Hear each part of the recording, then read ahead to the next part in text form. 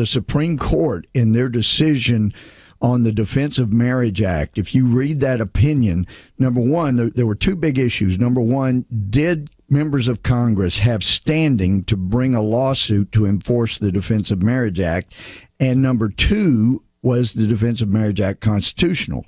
So the Supreme Court took on the standing issue and said these people, they wrote the law, they lobbied to get it passed, they talked their colleagues into voting for it, they got it passed, got it at the president's desk, it became law. So yes, they have standing. Now, on the issue, is it constitutional? No, the Constitution doesn't talk about marriage. You're so well informed, Debbie. You're so smart. Yes, that's exactly what the Supreme Court majority said. The federal government has no business getting involved in marriage. Therefore, the Defense of Marriage Act is unconstitutional. So they threw it out. And now they come back in just a very short amount of time, the same judges, and say, you know what?